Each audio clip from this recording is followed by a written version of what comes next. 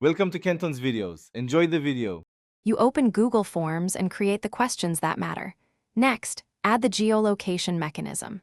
Choose a geolocation add-on or prepare to use App's script.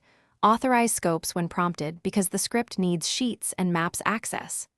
Once done, link responses to a Google Sheet immediately.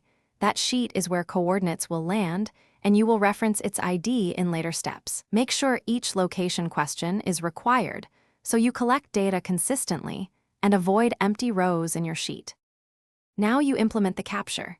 In App's script, bind to the form submit trigger and extract the form response row in the linked sheet.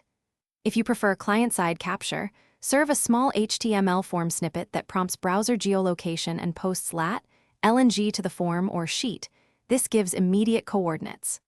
Once done, parse and write latitude and longitude into dedicated columns so your data is normalized, and optionally call reverse geocoding to store place names for easier analysis. Finish by running a handful of real tests. Submit from mobile and desktop to confirm coordinates appear in the sheet.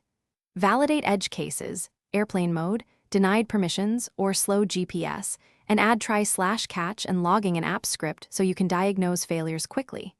If geolocation is blocked, provide a fallback question that asks the respondent to drop a pin link or type an address. This keeps data collection resilient. One troubleshooting tip: check auth scopes and sheet ID if coordinates never arrive. Thanks for watching. Consider subscribing if we helped you.